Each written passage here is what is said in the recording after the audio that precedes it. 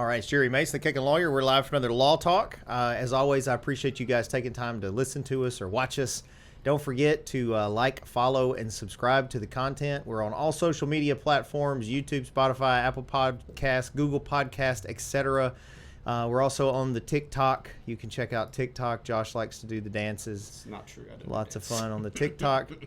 And if you haven't already, please download the album Inside My Head by N.A. the Band. They're local guys. We're trying to support them. The album is free, so make sure you check them out. You can check them out on social media also and follow their content.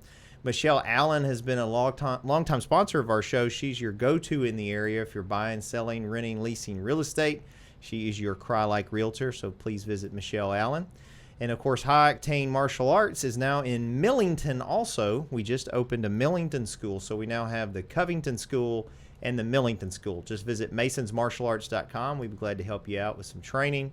And the Cellar Restaurant and Prohibition Bar, also about to open a second location. We have the Covington locations open 7 days a week. The Somerville location will be opening soon. And then, of course, live music Friday, Saturdays, Tuesday. I'll be there later when I'm done with this doing trivia. And then, of course, Josh will help you with any of your online stuff, digital marketing. He's done commercials for even our guests today. Masonite Digital Marketing. Just visit masonitemarketing.com and he'll help you out. And, of course, we just recovered from a great Covington Comic-Con, and that sort of brings me to our guest today, which is Mr. Aaron from Lutz Collectibles. How are you? I'm well, thank you. And I appreciate you coming. I know you said you took 51 up, so that's good. I appreciate you coming I did take 51 in. up. So why don't you let everybody know who you are, a little bit about your store, that kind of stuff. Okay. I'm Aaron Norton. I own Lutz Collectibles in Atoka, 101 Wesley Reed Drive, or lutzcollectibles.com. Always open. But we offer mostly toys now, but we do have a large selection of comic books, signed, autographed memorabilia, sports to celebrity stuff. But yeah, lots of toys. Do you do cards or any of that stuff? I do periodically. They come in and they usually go out right back out the door. I post everything on Facebook, and people call me or message me and say, "Hey, can you hold that?" And then like 30 minutes later, they'll come in. So they're that popular then. Cards are huge. Well, I just found so when we were doing the Comic-Con, we have a storage unit, and my wife and I were over there getting tables to move back and forth, and a box fell. And I was telling her back in the early 2000s at my Taekwondo school, I would do Pokemon trading card days. And back then, I was on the U.S. Taekwondo team, and I was going to Korea a lot. And when I was over there, I would buy these knockoff cards is what they were. So I didn't know legality-wise if I could sell them. So what I would do, I also bought packs of the actual cards, and so they had to buy X number of packs, and then they got a free pack of the whatever cards. Anyway, the long story short, the box fell open, and it had a bunch of cards in it. And I hadn't looked at these in years, and I found there was a Bulbasaur foil, pretty good shape card, and I just happened to look it up on eBay. It was like $200 for this one card. Real? Yeah, that one was real. That's a good question. I know you had some counterfeit ones from like, what was it, Korea or something at one point? Yeah. That you had brought back that were like super fake. Yeah, but a lot of people say so. It wasn't you guys last year? I can't remember if they were there this year. No, the guys out of Jackson. We won't mention the competitor name, but they were there and they wanted to buy. So I had some of those cards. But I had a counterfeit set of Star Wars figures, the original, I guess, 8 or whatever, that was in one big package. It was all fake. But I had bought it in Korea, and they were talking about how the aftermarket on those is crazy now. Yeah. And they ended up offering me, them and another place that was there last year, started to kind of, at the end of Sunday, started kind of bidding against each other to buy it from me. And I didn't sell it because I was like, I don't know enough about this area. You probably would obviously know way better than I would on it. So I was like, I'm going to research it. But my point is there is apparently a market for some of that stuff. There is, and it's getting bigger too. So I'm going to hit you on a couple points. Okay. I'm not competing with the little guys out there. You can mention Center Point down in Millington, The Cellar, Comics and Collectibles, Jupiter Comics, Impulse Collectibles, card shop out of, I think, Olive Branch, the Batcave Treasures. All of those guys really aren't the competition. I'm competing with Walmart and Target and GameStop, because the hardest thing for me to do is to buy these action figures and stuff and they just sit on my pegs because Walmart is buying 60,000 units and I'm buying a case. Yeah. So when I buy a case, I'm into them for, $20 a figure, and the MSRP on them's $23, right? Walmart's getting them for like $8 a piece. Yeah. 45 days goes by, they knock it down by 50%. 90 days go by, if it's still out there, they're putting it for a dime above whatever their MSRP or whatever they paid for it. And the people that I would sell to are, they're in there buying shaving cream or cat litter or whatever, and they're, happen to walk by and they see it and they're like, well, that's awesome, I'm gonna buy 5 of them, and they're not gonna hit me. So I'm not competing with the guys that are at my level. I'm competing with these big box stores, and it really is, a competition. So what I've tried to do is, while I do have some stuff that Walmart and stuff has, I really try to thread that line between what they have and what some of my competitors do. So like Blackwater Marsh and Munford, they deal mostly in tabletop gaming and airsoft, but I'm not going to get into airsoft. But the tabletop gaming aspect, I do buy some cards. I do buy dice, play mats, dice towers, that sort of stuff. But I make sure that I don't buy the same stuff that John, David, and Muriel have over at Blackwater Marsh, so that you have a selection. So yeah, they may buy a dice tower from me and not buy it from Blackwater Marsh, but there's a chance that, they have more options. And I'm really about the customer and things. A lot of times you'll walk into my store and I've had people say, hey, this thing's $10 less than what everybody else has got it. If I get a good deal, I put my markup on it and I pass the rest on to whoever's buying it. And so there are really good deals in the shop, for certain things that people are looking for. Other things are right at MSRP, and I don't play the game where I buy it retail and sell it for a markup from retail. If I get it for retail, it's going to be out there for retail, and the only reason I do that is, you're familiar with what a catalyzer is? All right, so a catalyzer is basically somebody enters your store specifically for an item. You may not have a good margin on it. It may be a zero margin. Sometimes you may put it at a very limited loss, right? But you buy it because they're going to come in and buy that and maybe pick up other stuff. And we do it with trading cards. Since you mentioned trading cards, we'll go down that rabbit hole now. We do it with trading cards. There's really no margin on trading cards, right? People are paying, from the distributor almost full price for these newer packs of trading cards, booster boxes, set boosters, draft boosters, theme boosters, boosters, right?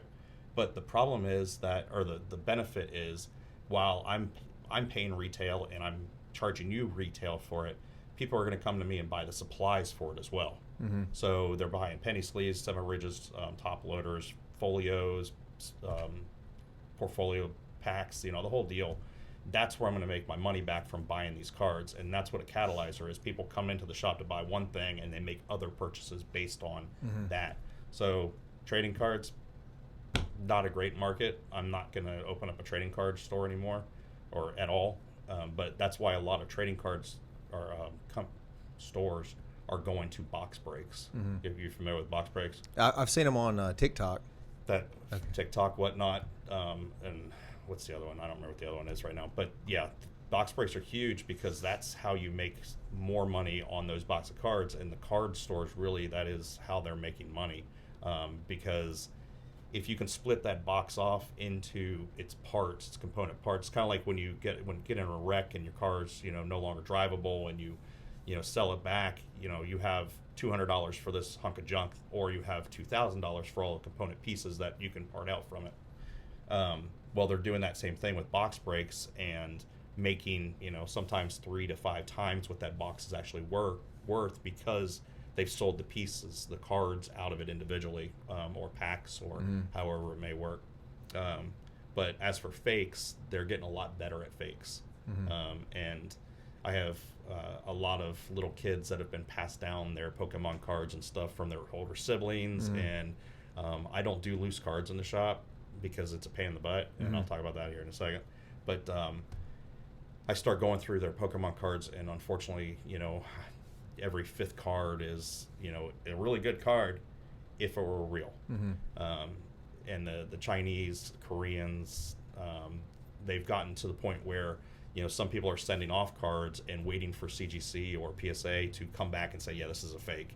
because basically CGC and PSA are going to put it on the laser and this line it up and say this is centered correctly, the color is right, all that kind of stuff. If they put it on the laser and the color is not right or it's not centered properly or whatever, then they're going to say, hey, we don't think this is authentic. They don't say this is a fake. Yeah. But its authenticity is questionable. Mm-hmm. But it's gotten to the point now where you can buy booster boxes online with Pokemon wrap, with the shrink wrap on it and everything. It all looks good. All the packs are heat sealed properly until you open it and you realize that every single pack has the exact same card or lineup of cards in a row. Didn't that happen to one of the Paul brothers? Something like that? Logan Paul, I think, bought a bunch of boxes that turned out to be fake. Yep. Yeah. He spent like millions. Yeah, it was of dollars. millions. I think he spent on that. Yeah. It's interesting. So you also have a good selection of comic books. Do you do pull lists?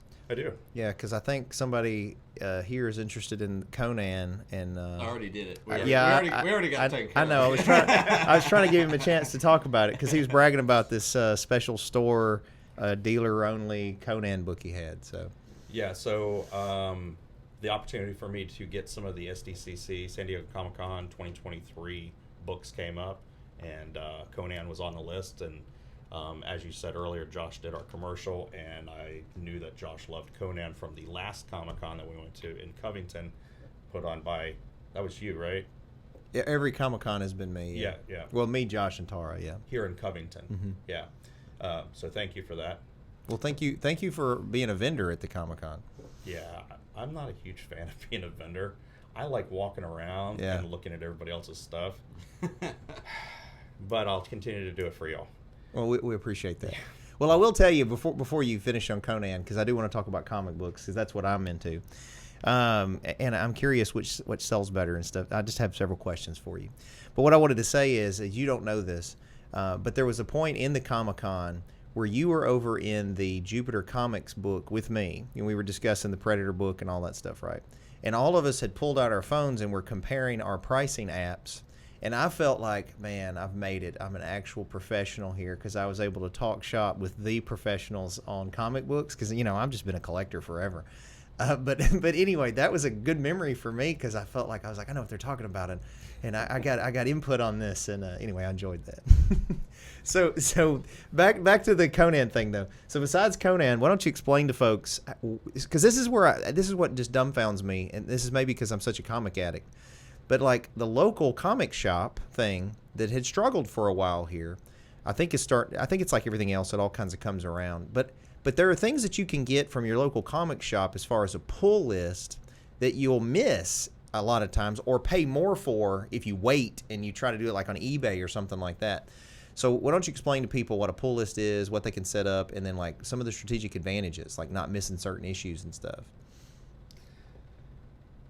A lot of questions in that. Yeah, I know. So what's a pull list? All right, so a pull list is basically you have either, we'll take Conan as the for instance in this one. You really enjoy Conan and you want to get all of the Conan issues possible. Woohoo! Right? But the biggest issue that you have is that you have to wait a month before they come in, right? Mm-hmm. And you have to be on time. You have to make sure because. In my shop, I buy 5 number ones and I buy 3 of everything else. And usually I have stuff left over at the end of the month or end of the week. And those straggler people that didn't realize something was out, they can come in and get it. With a pull list, it's always going to be there. As soon as it comes in, I put it in a box. And this is comic shops around the world do pull lists. It comes in, I put it in my store, I put it in a bag and a board. If you buy a comic book from me, it's getting bagged and boarded, whether it's on the stand or in the bin. Which I appreciate, by the way. It's the collector in me. We also use wall safe tape on it so it peels easy so that you can reseal it. I don't like resealable bags because they stick to the book sometimes and potentially damage it. But your pull list, as soon as it comes in, I bag board it and put it in a box. And as soon as you come in, whether it's that week or 2 weeks or a month, I do prefer that you come in monthly. But if you come in a month, then all the books that you ordered will be in that box. You don't have to worry about having missed it, sorting through the bin to get it. So that's what a pull list is. For us, you can either ask me and I just write it down on a sticky and stick it in one of the boxes. not the most organized fashion. But the other way to do it is to go basically Google Previews Pull Box, and it's the Diamond publishing website, and it's their electronic catalog. So go on there. It's a free account to set up. You can set up Loot's Collectibles as your pull source. It'll basically get sent to us, and you'll pay when you pick them up. It's not a pay ahead of time or anything. You pay when you pick it up. I'll give you the opportunity to look it over, make sure that it's not damaged and all that kind of stuff, and then you go on your way. Well, and then also you have the opportunity to order some of the special covers and stuff too. That's what I did. And what a lot of, I'm sorry, Josh, go ahead. I was just saying that's what I got all the Conan variants. I'm subscribed to like all of them through him, so that way I don't have to worry about trying to hunt any of them down. I can just pre-order them all through him and then go pick them up at Loot's. So. Yeah, and what I think is an advantage that if you're a collector is you never really know sometimes which comic or cover is going to hit and all of a sudden have value. Spider-Man has that a lot with different stuff. Or which, one-off character in issue number 4 is going to all of a sudden blow up, or in 10 years be like a Deadpool. So this is a way when you do the pull list to make sure you don't miss any of those if you're this huge big collector. Or if you're like me and actually read them. Like I read the Superman comics, sometimes they cross over, and that way you don't miss a piece of the story. I'm old school. I don't like the trade paperbacks personally. I know Josh just got Watchmen and we were talking about that earlier. He really likes it. But I enjoy I guess it makes me feel like a kid. The individual comic book, the smell and feel of it, reading each one of them, I like that. So that was one of my questions for you too. So what were you into that got you into doing this? Was this just a business for you, or were you a collector before? Or what was your background with it? It's kind of a loaded question. I'm not going to go into super detail on parts of that. Okay. But yes, I was a collector, but being in the Navy and being on submarines specifically, we moved every 2.5 to 3 years. Collections get lost, they get damaged, they get stolen, etc. So by the time that I actually settled down in a location, most of any collection that I had collected had something that happened to them. But one day I happened to walk into the kitchen, and my then 20-year-old, about to turn 21, there was a paper from the Antiques Mall here on the square sitting there, and he had sold like $8 of comic books at the Antiques Mall, and I was like, "Do you have a table over there?" And he's like, "Yeah." And so I went and investigated his table, and there were like 20 comic books on his table, and the price I think was like $40 for the table, and he had like $32 worth of comic books on the table. And so I was thinking about it. I was like, yeah, this isn't going to work out well for him. So yeah, he paid like $160. He made like $20 or something like that over the course of like the 4 months or whatever. And I sat down and talked to him, like, is this something you're interested in? He's like, yeah, it's great. He never really had, a goal with doing anything. When he was like 8, he wanted to be a fry cook for the rest of his life and live on the beach with his dog.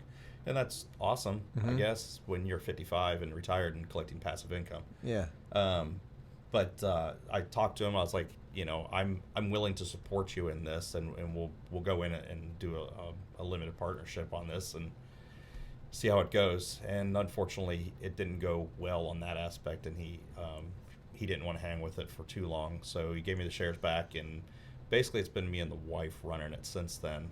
And actually, Jeff Nodelman played a role in me getting interested in this stuff. And really? I actually talked to him this past last weekend at the Covington Comic-Con, and thanked him. I didn't get to see him last year because I was, in the booth. Yeah, and, busy. Yeah.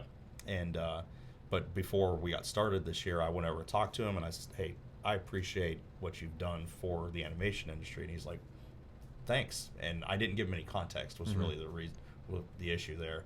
And I said, so when I was growing up, my father wasn't really into cartoon, right, or comic books or any kind. He didn't necessarily prescribe. He was an older man, by the way. My dad was significantly older than my mother, and from a different era, basically. But during the CGA and all that kind of stuff, the Comic Code Authority. But he didn't see comic books as an avenue for men, for young men. And so there wasn't a lot of that type of stuff in the house. But when I saw the Batman animated series the first time, it blew my mind. It was so impressive. you know, and he explained some stuff to me that I already knew, but I appreciated him explaining it to me. You know, they painted that on black film so that all the colors would pop more, and they've done that since with other things like the anime Demon Slayer is painted on black film, and the animation is just beautiful. It's breathtaking to see. But because of some of the actions he took, you know, when he was younger and doing the Batman animated series, it got me more involved, and I was like, this is great. This is cool. You know, I don't understand my dad's feelings with this. And so kind of on the sly, I started collecting comic books. So it was comic books. Yes. Were you a superhero guy or No. no? So what was your go-to? Horror Well, I mean, comics, mystery comics? I really like the old EC prints, Tales from the Crypt type stuff. Twilight Zone, the old Rod Serling Twilight Zone, still one of my favorite, hands down. And I usually watch that at least once a year whenever I have the opportunity to just binge watch something. It's Twilight Zone. Love the librarian episode where obsolete. Basically, we don't need this librarian anymore because he's obsolete. Society's moved on. Yeah. And great episode. But those type of things, Ray Bradbury Theater, Isaac Asimov, I really love science fiction stuff. Yeah. And I don't have like food cravings, but I do occasionally get genre cravings where I need to watch a certain type of film or read a certain type of story or something like that. And that's really what I got into. Was I had a ton of like Tales from the Crypt and Creepshow and all those, Night of the Living Dead, and it just kind of branched out. Eventually I did get into Batman, Spawn, because Image was like the big thing in the 90s coming out. My gosh, there's this new superhero thing. And Todd McFarlane had no clue who he was, but he was doing Spawn, so it was great. Let's do this Spawn thing. And I had, before I knew it, I probably had the first 100 issues of Spawn and Wildcats and Cyberforce and Pit and Max. And, if it had that little Image symbol in the corner, I was buying it. Some of the stories were not that great, and other ones were great. The Spawn storyline is pretty cyclic. You'll have these plateau periods where there's really nothing happening, but you keep reading it because something's going to happen eventually, and it'll kick in, and all of a sudden you're back into the story and you're like, yeah, this is great again. But now there's 4 different Spawns. You got Spawn, King Spawn, Scorched, Gunslinger Spawn. But the trade paperback portion, you can catch up on all of these things now with trade paperbacks, where it was a lot harder to find those trade paperbacks when you and I were younger. And now, roughly about 3 months after a story arc closes, there's a trade paperback, and it's kind of like the Netflix version of comic books, right? Yeah. With the comics, it's kind of like Disney Plus. You got to wait a month until you can get to the next episode. With trade paperback, it's all right there. You can binge watch it while you're sitting on the toilet or whatever. I don't know. Yeah. So you mentioned the Twilight Zone, which was going to lead to another question. But so my 2 favorite episodes of the Twilight Zone, one was the one where you don't realize till the end. They're talking about how grotesque the girl is. Oh, yeah. And then at the end, she's gorgeous, and they're all ugly. Yep. And it's the perspective shift. I thought that was a good one. And then, of course, the memorable one for me is the Gremlin one. Yeah. That had Shatner. Yeah, Shatner in it, where that scared me. I remember as a kid, like, being frightened by that one for some reason, because it was so creepy, the Gremlin guy they had on there. Well, it's not just the Gremlin. It was the black and white aspect. There was shadowing.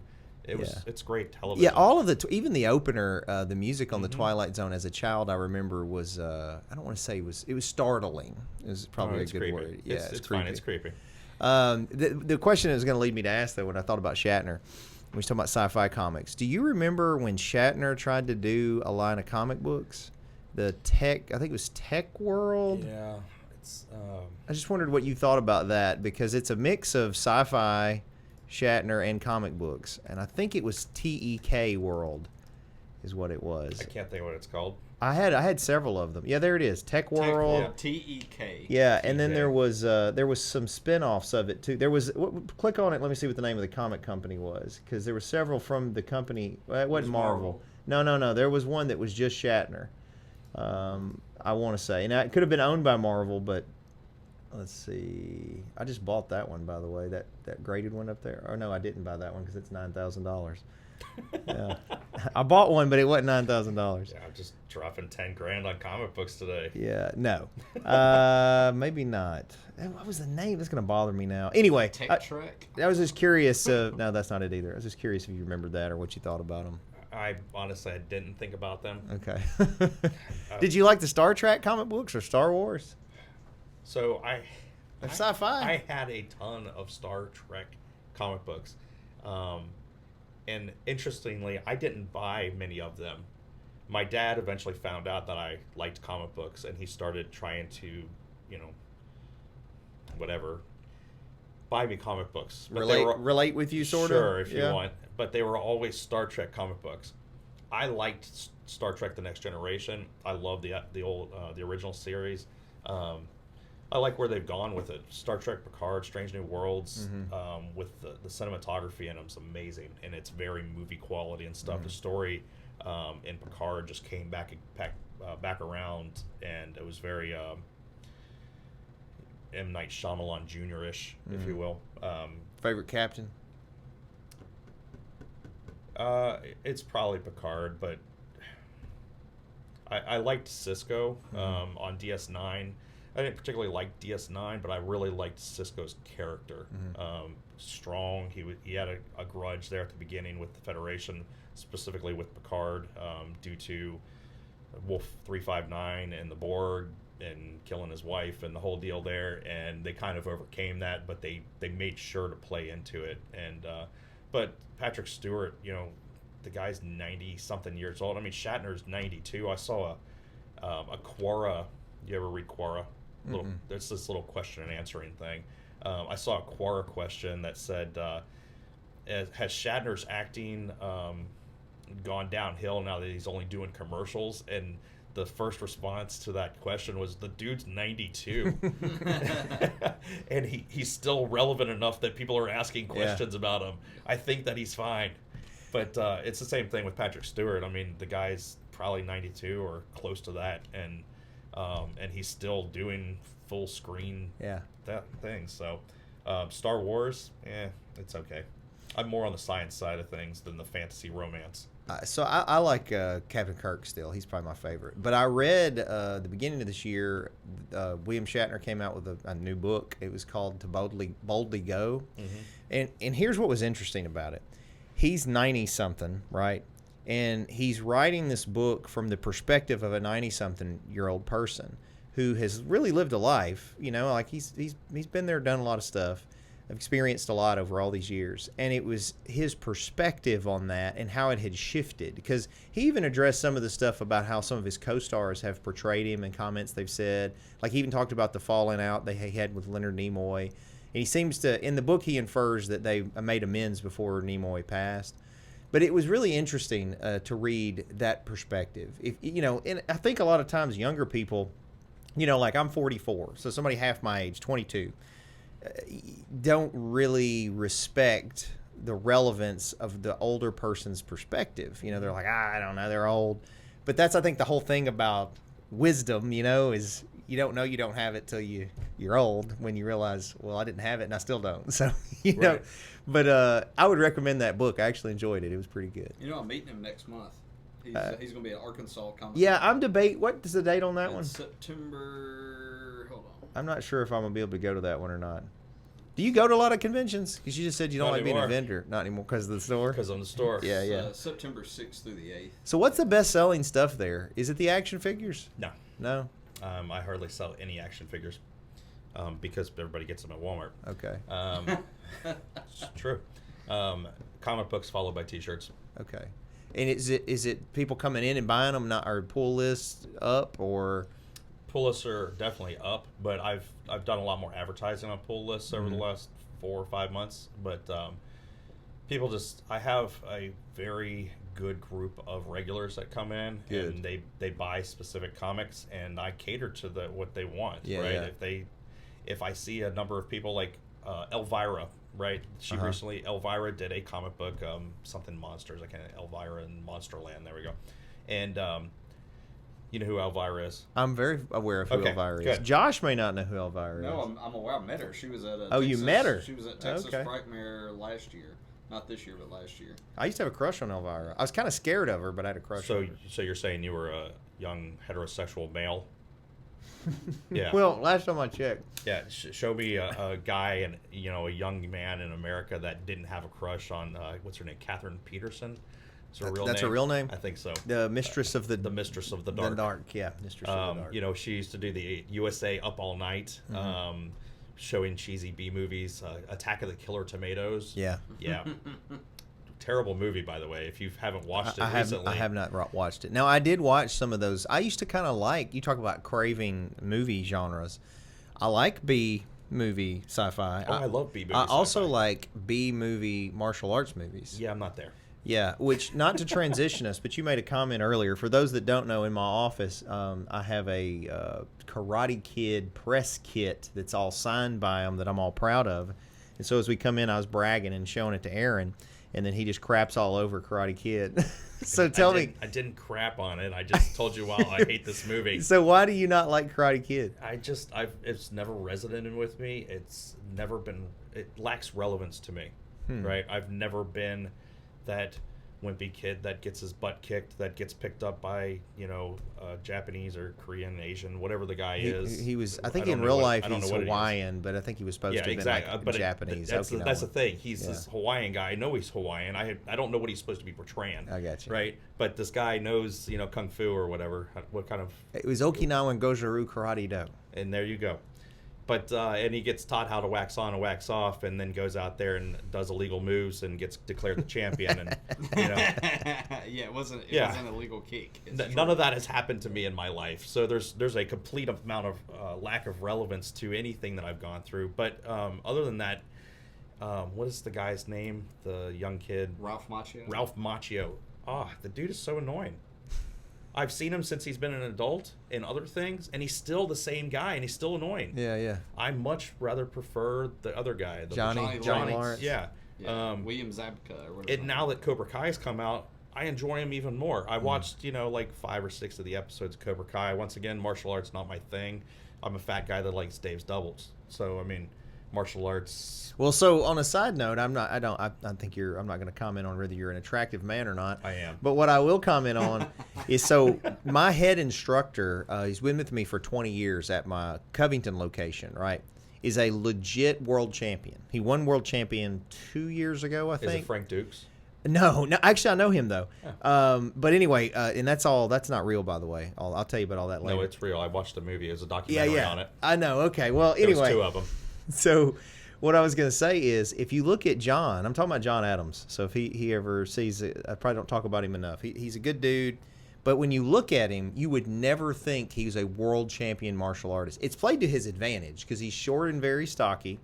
And he'll go in these divisions, and this is full contact sparring, right, that he won world champion in. And I'm going to tell you, man, he knocks these with a spin. He's got a spin heel kick. That's an illegal move. He's also got a really ugly round kick that I used to make fun of him. Not make fun of him. I kind of picked on him about it. It's like, you got to fix the technique. But he was killing people with it. So finally I was like, keep doing that funky round kick. You were telling a world champion he's got to fix his technique. But I'm his instructor, and I've also won quite a bit of things. This is why they train. Are you a world champion? I'm a world champion in some stuff, yes. I'm a world champion. But anyway, what I was going to say is, with John, you look at him and you like, does he work out even, honestly? But he enjoys eating. He likes to eat. But he's still out there killing folks. So my point is, the body type isn't quite as relevant as people think. I've also seen it, because I competed professionally in MMA, right? And trained people in MMA, kickboxing, whole deal, did all that stuff. And you can't really judge folks by the way they look. There's some fighters, they just don't shed body fat the same, or they may eat, but they may have great cardio, great technique. So just don't think that because you enjoy Dave's doubles that you can't be a champion martial artist just like Ralph Macchio. No. I'm a great fighter. Okay. No, really, I'm a great fighter. I'm just not a martial artist. Okay. I enjoy Dave's doubles. Okay. I had a lot of fights as I was getting to this point in my life. I got you. And it's pretty much every day I would get into a fight. I was growing up in areas that were not nice, and during the summer when I tan up, I used to look Latino, and during the winter when my tan went away, I would look white. And in the area I was in, part of Ocala, Florida, and then in Cleveland, Cincinnati. I didn't really fit in very well in the areas that I was in. I was definitely the minority. And I got picked on a lot and got into a lot of fights at random times. And so I really quickly learned how to fight. So you had an Asian man come and teach you karate? No, I had the television. Nell Carter raised me, and Brady Bunch. I'm definitely a product of sitcom TV. Uh-huh. I learned my morals and all that other stuff from it. But no, fighting just what works best. Uh-huh. And I fight dirty. Yeah, well, I mean, I will now, but I was the kid in the Karate Kid. I was a wimpy little kid. And see, that's why it And has so relevance I got for picked you. on at school, and my parents literally put me in karate, and this is all around when Karate Kid came out, so I directly identified with the Karate Kid thing.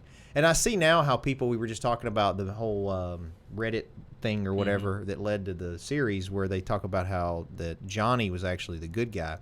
But, you know, as a kid, I kind of looked like him even. I even kind of looked like Ralph Macchio. I was a skinny, dark-headed kid. Dark-headed. Yeah, and so I just really identified with a Hawaiian guy. Yeah, well, I didn't have the Hawaiian guy, but I've had some great instructors along the way. And honestly, for me, and you know, everybody's different. I think there's benefits to martial arts, and this is not a sales pitch. This is really how I feel. And my focus on why you should do martial arts has changed as I've gotten older. He says, as I pull up the hot tank. Yeah. When I was a kid, I thought it was about fighting. It was really not fighting. What I have used to this day more than anything is the discipline and self-control that it really did teach me. That's, you talk about you got your morals from TV. I got mine from my martial arts instructor and Superman comic books. Like, honestly, it's where it came from mostly. I mean, I went to church, but it was church. I wasn't even thinking about that. I was thinking about, I want to be like, I liked Superman. The reason I like Superman is because Clark Kent is a nerd, and then he's got this inherent power in him. And so even though I'm this big guy now, I was a nerd. This is a nerdy kid that got picked on and still am, you know? So those are kind of the things that resonate with me. What I was going to say, though, is in martial arts now, as a 44-year-old, I don't care about if I can beat people up. Like, I'm a lawyer. I'm not going to do that anyway. And I'll pay somebody else to beat you. You'll just do it differently. Yes. Yeah, there you're right. But what I do want to do is be able to stand up without my knee hurting, you know, or be able to move and have some mobility. And so it helps with balance and flexibility and stuff as you get older. Now, I do still feel confident where I could handle myself if needed. But as I get older, I see different benefits from just doing, and you could get it from other stuff, but I get it from martial arts. So. Do you want me to break your heart? Oh, no, go ahead. Superman is my least favorite superhero. I think I've talked to you about this I was going to before. say either you've talked to me about it or you did talk to me about it. First time I come in the store with old budget Batman, we talked about that. Yeah. I know you had a similar conversation with Jeffrey Nodelman also feels like. Which I also agree with. I won't say Superman's my least favorite, but I will say I understand from a story writing standpoint where it would be difficult to write a story around a character who's essentially a god. I mean, you got a guy who can blow a sun out with his breath. But that's the key. Yeah, but how do you create conflict within a story? That's if the whole. That powerful. That's the whole thing, though, is that he doesn't kill everybody. That's the thing, is he's able to have that restraint. He's at the most interesting when he does, like the movie Brightburn or Red Sun. Brightburn was good, I have to admit. Have you seen that? Yeah. Yeah, it was good. The thing about Superman is he can kill, but he grieves every time that he does. And it's a very pansy version. Absolutely, of Superman. Absolutely, it is a very pansy version of Superman, but it shows the humanity of Superman still. You know, he is, you know, for all intents, a god on Earth. Yes, it's not a technological thing. It is just he has so much power that, you know, we don't stand a chance. There is nothing here that can oppose him, and that was kind of one of the interesting things about the television show Smallville. Pretty much the only Superman thing that I like, other than I can't think of the storyline's name at the moment, but the one where Superman basically takes over the Earth and becomes its dictator. Was it Injustice? Injustice, thank you. For the video games. Yes. Yeah. You know, and that's one of the reasons why The Boys, I understand what Garth Ennis was heading for on that, because if superheroes really existed, I kind of see the superheroes not being superhero-ish. I see them being more villainish. Yeah, you hit a nail on the head there, because I agree with you on that. The Boys is one of the most underrated series, not just for superhero stuff, but just in general. The acting's great. It's what it would really be. Yeah, and I agree. Like, literally that first scene, and I'm not going to run it for anybody, but where the A-Train guy, and he was like, whoops. Yeah. That's probably pretty realistic. Yeah. How it would be. And there's actually a cartoon. I can't think of what it is. Diabolical? No. Basically, it starts off with this young kid. He wants to be a superhero, and then he electrocutes everybody in a pool, and now he's a supervillain, and he goes to jail because he was trying to learn how to use his power, and happened to electrocute everybody in this like public pool. And it was a great take, and it really had me thinking. If there really were superheroes, where do you learn that you can stop a train, or jump over a building, or shoot lasers out of your eyes, or any of these other things where day to day, nobody's got a combat center in the bottom of their mansion like the Xavier Academy or something like that. But so you're learning it out on the street, and you're trying to wing it. And if you're the first one, it's really a crapshoot. And well, that's also why I enjoyed at least the first few seasons of Smallville. Is I thought they did a good job tackling the story of how he was, because his heat vision comes in when he's in sex ed class. And I thought that was interesting the way they tied all that in. Yeah, the teacher was beautiful though, so it made sense. Yeah. So when that show came out, what did it come out in? 2000, 99 or 2000? It was late like 90s. Yeah, late 90s. Yeah, so I was like 18, 19, 20. Now, I got married at 18 and had a kid at 18. Wow. But I jumped in feet first. Well, I mean, it didn't happen in the order I just said. Oh, so, okay. I did what I had to do. But Still jumped in feet first. Exactly, I did. Well, I did what I thought was what I should have done, and I don't regret it. It was a good thing. My kids are the best manly thing to do. I told you, by the way, you're talking about your naval service, which thank you for your service, by the way. Thank you I don't for know if I your told you support. that before, but I'm super pro-military. This was even before my son is in the Navy, and he's in the middle of the Pacific Ocean right now on the Carl Vinson aircraft carrier. So anyway, it hits a different way when you've got your kids, there. So how long your career, right? Yeah, 23 years. Yeah. 13 years of punching holes in the ocean in a submarine. Nice. Yeah. How was that? I bet that was scary at times. Punching holes in the ocean in a submarine? Being in a submarine under all the water. As I'm thinking back to these billionaires who just died, Yeah, I'm sure his submarine was probably a lot better than theirs. Yeah. You didn't have an Xbox controller to control it? It's funny. So when they were developing one of the classes of submarine, there was talk of using a very similar device, not necessarily an Xbox or PlayStation controller, but something similar to that because of the gaming community. Younger kids relate and can use those controllers to, very minute maneuvers and stuff on it. Some of them are amazing with them. But we moved away from that onto a stick-like aircraft. But yes, our submarines are tested vigorously, and we actually have a thing called sub-safe. So we lost the Thresher and the Scorpion, two submarines, late 50s, early 60s. And that led to the development of the sub-safe system where everything that touches seawater has a backup valve. And everything inside of the ship has a backup. So there's two scrubbers, and there's everything but the diesel in the reactor. And there's multiple bunks, so that wouldn't be a backup. There is multiple bathrooms too. That's also a plus. Yes. Yeah. But very important, by the way. It is. Yeah. We're not like the Russians. We don't have a swimming pool. But have you ever been in a airplane at night with all the windows closed? Yes. Okay, that's what it's like being on a submarine, except for it doesn't move quite as much. You'd have to be in a really big plane for you to actually get the feeling. And we walk around, and do you realize that you're under the ocean? Sure, but there's I've been several hundred feet below a hurricane before and not felt anything. I think for people that have issues with claustrophobia and stuff, there might be some issue getting into the boat, but once you're there, it's really not that big of a deal because, our mess decks is 3-4 times the size of this room that we're in, and that's on a fast boat. Yeah. That's one of the smaller ones at 360 feet. 560 foot one, the mess decks is probably 8 times the size of this room. People don't realize how big nuclear weapons are until they actually see them, and that thing holds 24 of them. So so I got I don't know if I told you, about 3 months ago I did the it wasn't the Tiger cruise, but it was a family day cruise on the Carl Vinson. So I flew out to San Diego where he's at, got on it that morning, we went out. They did a big air show for us, brought us back. That's cool. It was cool. What I did not, I mean, it's the military, so they don't care. But the lawyer in me was twitching the whole time because they were just letting folks do whatever.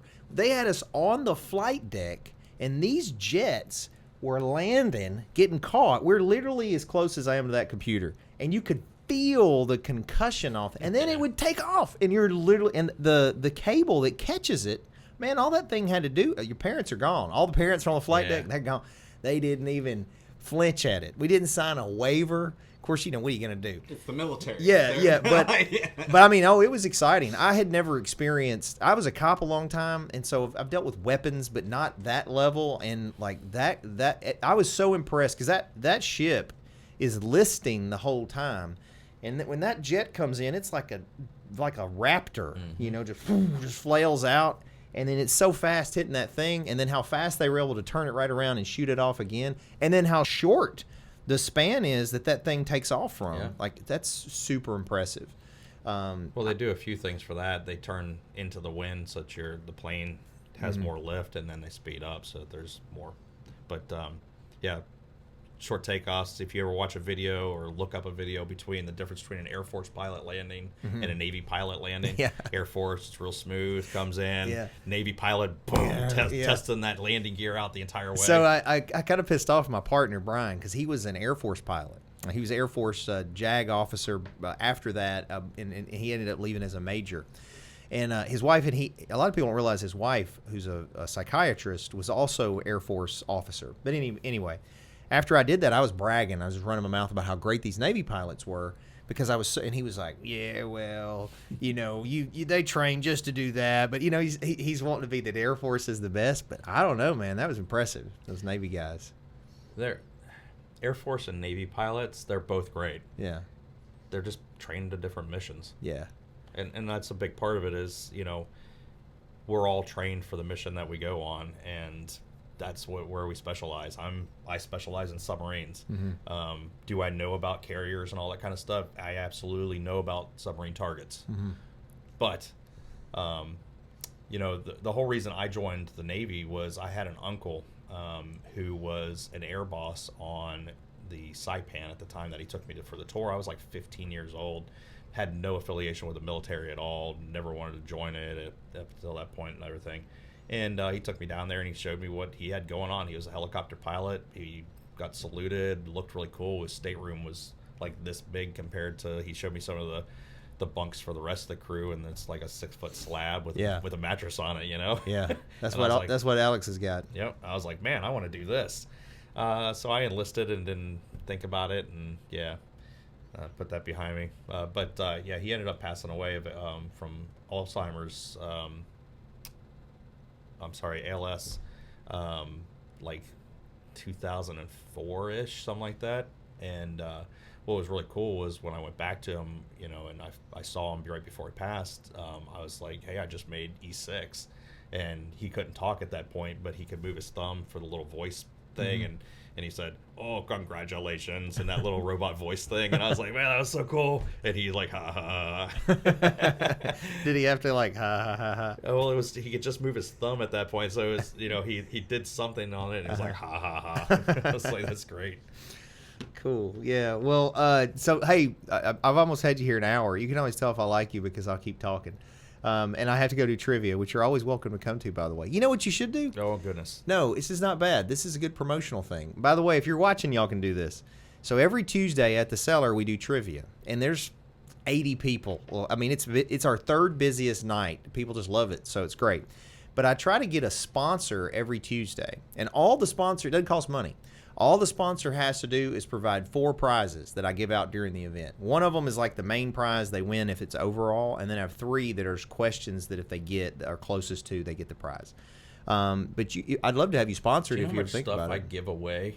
Well, you probably do, and I that's give away so much. I just gave away. I'm not saying give me stuff. Donate. Yeah, I just donated. I saw that you donated to the school. Yeah, we just donated to the school. We did about $1,500 worth of books and toys. It's I think there were like 55 books, and I actually got the last half of that order in today, or yesterday. But there's like 55 books and about another 40 or 50 different prizes. One of the teachers came in and told me that they have the what do they call it, behavioral rewards or something like that. I don't know what it's called, a conductor chest. When they're good, they get prizes. And she's like, the big prize last year was graph paper donated by Walmart. And I'm like, what? This is the big prize. You've been good all week. Here's you some graph pack paper. of graph paper. And I'm all about sparking creativity and imagination in kids. That's one of the reasons we have the shop is we love kids. We love them to be happy, and we love them to be creative. We don't think there's enough creativity in kids anymore because it all comes right out of their phones. And if we can spark something in them then it'll thrive when they're older, and we won't run out of artists and intellectual thinkers. But when I talked to the wife about it, she's like, "Oh, we can definitely do better than that." And she's like, "Who donated graph paper?" And I was like, "Walmart." Apparently, they donated like 2 cases of it or something like that. And she's like, "Oh, that's ridiculous, Walmart." So we put our heads together and went through the catalog with Diamond Publishing, and it's like $1,500 worth of stuff, and it came in, and we went up there to the librarian and we're like, "Hey, we brought you some stuff." And she's like, "What?" And so we opened up the box. She's, "Oh, these are so good." There's Ripley's Believe It or Not, the hardcover books from the 90s, that you can't believe what's in there. Yeah. Like the woman with like 28 inch fingernails. And you're like, that is disgusting. Yeah. But people are doing it. And then some Michael Jordan books, Captain Crumbs, just different stuff. And then we also did the 10-inch Maleficent Pops, some of the fig pins for the different like Frosted Flakes and Honey Smacks Frog and a few other things. And then there's something, Black Panther diorama things. And we did the Women's Auxiliary last year for a silent auction and gave them... I think it was a signed Don Mattingly pick and Simpsons #1 comic book and some other odds and ends, Harry Potter sweatshirt and stuff. But we're always trying to do those little type of things. I don't do a lot of like the team sports and that sort of stuff. I don't think it's a good advertisement. There's not a large group of people out there. I want to donate to those things just for the kids so the parents don't have to go to boosters and all that other stuff because I know that's a pain. But as far as an advertisement thing, I don't think it's really worthwhile. It's kind of like the Chamber of Commerce. You probably belong to the Chamber of Commerce. I was the president. Yeah, that checks. I don't think it's worthwhile. What does the Chamber of Commerce offer people anymore? Yeah, it's a bygone era I'm thing. glad you asked. So me and Aaron are in a similar line of thought. I actually agree with you more than I agree with my own brothers. So this is all my opinion, okay? And you're a successful business owner. I would limit the word I mean, it's all relative. So part of my success, if it exists in multiple fronts, especially building like the Kickin lawyer thing, is that's actually my biggest strength, honestly, is the marketing. Mm-hmm. And what I understand is there's 2 things I think that help. Number one, I'm very in tune with who my client is, like who I'm trying to get my product in front of. Mm-hmm. And then number 2, I understand the difference between marketing and branding. And so if you're building a business, especially if you want to be recognized as the collectible go-to place, you got to have appropriate logo. You got to have something that stirs the emotions and they immediately recognizes that. Yeah. And then you've got to have the logo and the emotional tie of what you do has to be put in front of people a lot. So the way brand messaging. Well, it's not even. I don't even know that it's brand messaging. It is brand messaging, but they've got because here's what the difference is between branding and marketing, in my opinion. So marketing, you're putting something in front of somebody with a call to action. Mm-hmm. Buy this, come here, get a pull list, whatever. Branding is when they eventually need something you have, you're the one they think about. They don't think about this guy or that guy or this girl or whatever. They think about you.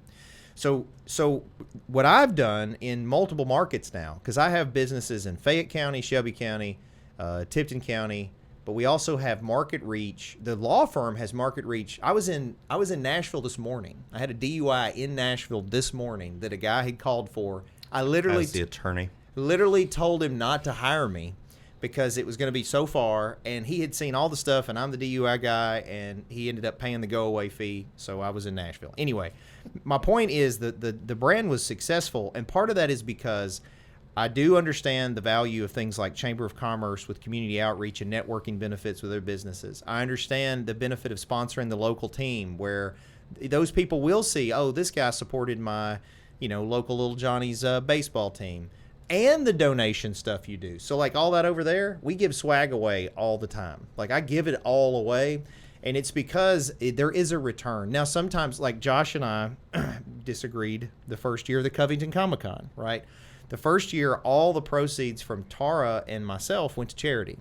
I kept mine. Josh, proudly, I might add. Josh was like, he's like he'll support whatever, but he's in it for the profit. I get it. It's a lot of work. Well, you need to but pay rent, so yeah, no, that's true. Well, I'm saying net profit. So after we paid everything, we put the money into charity, and I think there's return on all that. I really do think it all comes around.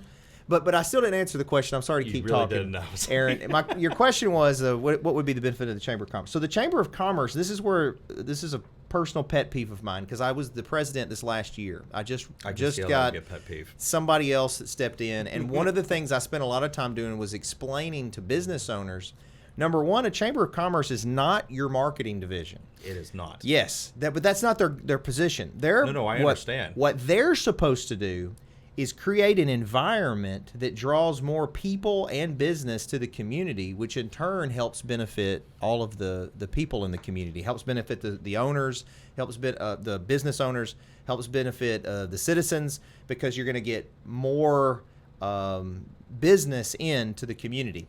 And to do that, like for example, Blue Oval City, part of the reason that came to fruition was because of the efforts of the local Chamber of Commerce's working together in conjunction with Jeff Huffman's office and the HTL found all those folks that came together to create the system where, as an example, when those CEOs, I know all this because I was involved in it, these CEOs... As the president. Well, not just as the president, but as a business owner that wanted to draw more people here to be my customers. So the Blue Oval City thing's been going for like 15 years. Oh, yeah. And so the way that they managed to build that was when these people would fly in, and you didn't even know who they were. They would literally fly into one of these local airports and just get off and be like, they're going to meet with the mayor, they're going to meet with whoever, and you didn't know what company they were with, right? Mm-hmm.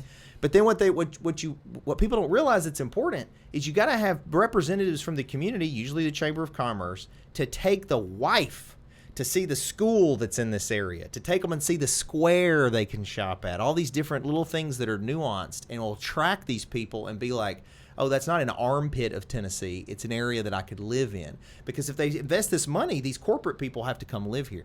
My point is, and I'm not going to spend an hour on it, but there's a multifaceted part here that I think a lot wheels that don't turn unless you have people in positions like for your Chamber of Commerce. I get business off the networking events from the Chamber of Commerce.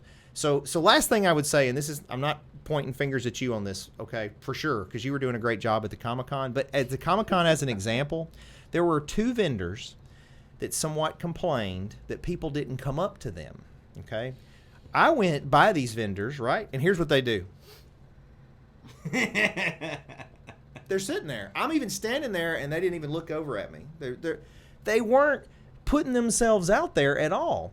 The Chamber of Commerce offers, they have training events. They had a marketing thing last week that's free that you can do as a member of the Chamber. They have newsletters and things that can go out, but they also have third Thursdays every month and these coffees every month, coffee things where you get to network with people, and I get business off of it. So obviously I'm biased because I was You are so biased on this. You just spent 6 minutes telling me about the benefits of the Chamber of Commerce. Well, I'm biased. Here's the benefit of the Chamber of Commerce right now. Okay.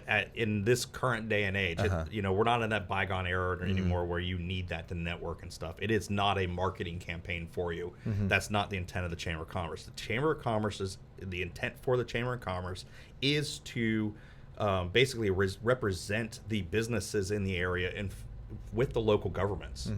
And can they still do that? Absolutely. But in this day and age, we do a lot of stuff via Twitter and Facebook and other social media distractors, and we can talk directly to our aldermen and our mayor, in this case, or our senators, etc., to get these things accomplished. Is it better to have a united front? Absolutely. However, I don't need the Chamber of Commerce to network with other business, right?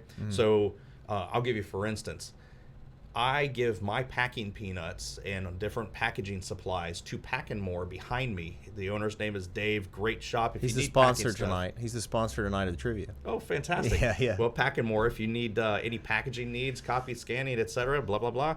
Packin' More out in Atoka next to, what is that even next to? Next to Taco Bell. But I give him my packaging peanuts. I also give packaging peanuts to Eye Candy. It's a dried candy place. Sticks and Stones, the cigar and hookah lounge behind us. That's not really my scene, but the manager came and he's like, "How can we link these things together?" And I was like, "We can't really. I'm super family friendly, and I don't want my families hanging out in the cigar lounge." But he's like, "Yeah, but there's got to be a thing." And I sat and thought about it for a while, and I set up tabletop gaming over there on Wednesday nights, which has now moved to the cellar, right? Yeah. Yeah.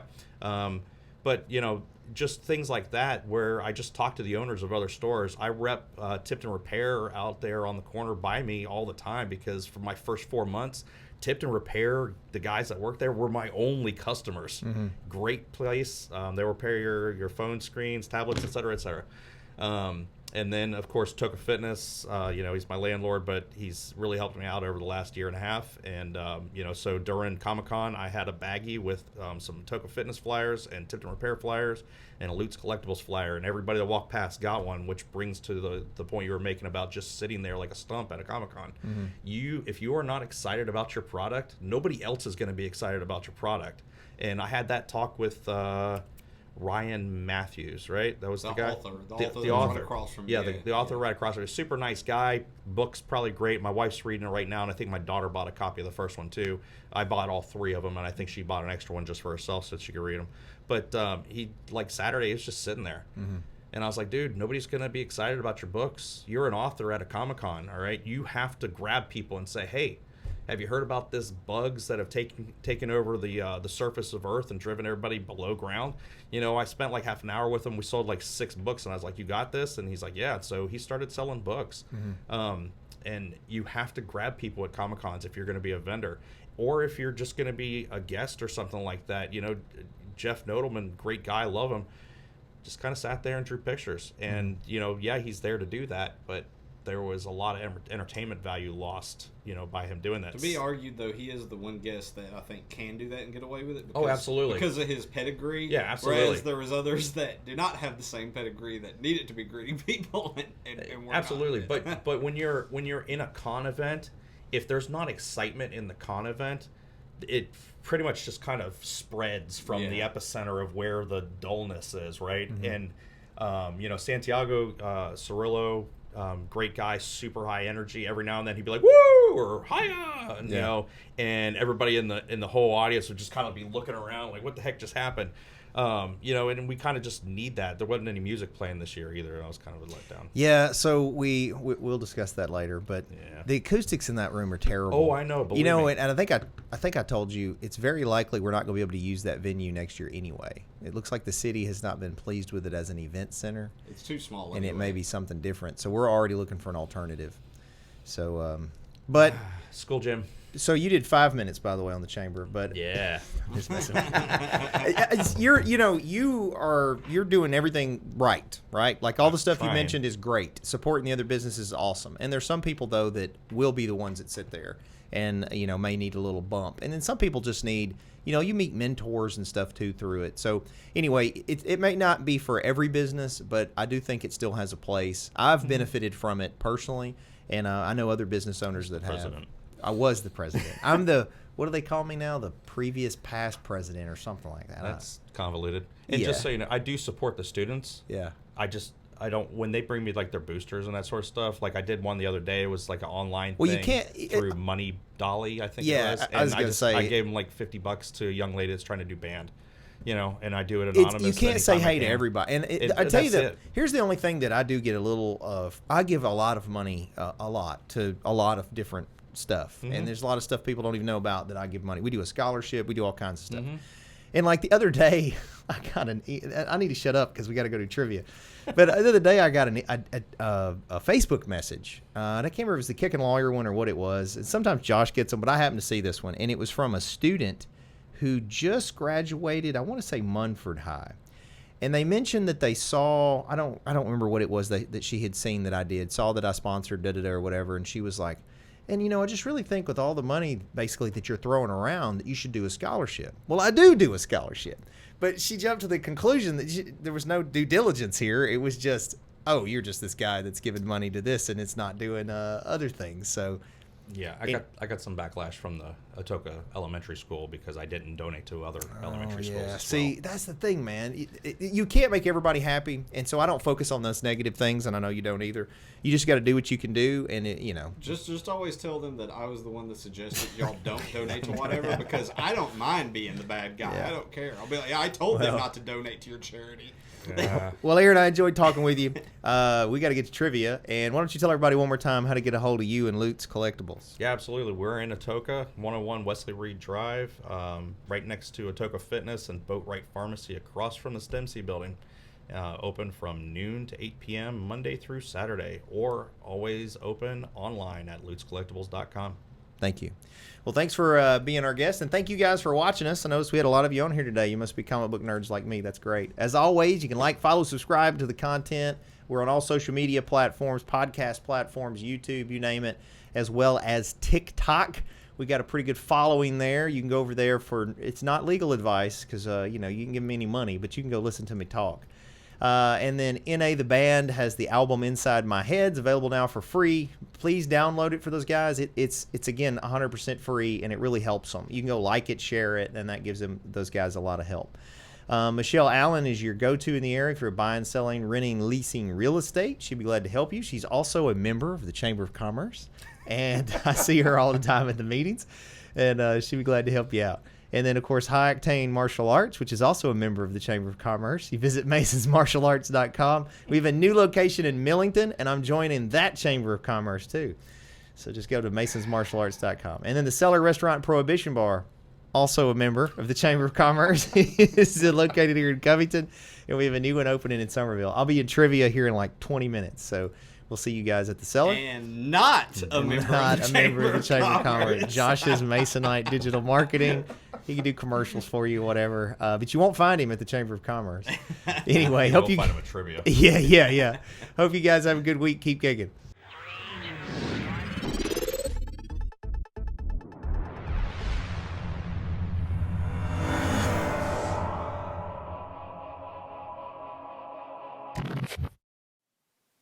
Thanks for watching, guys. Just remember that this is not legal advice or investment advice or business advice. This is for fun and entertainment purposes only.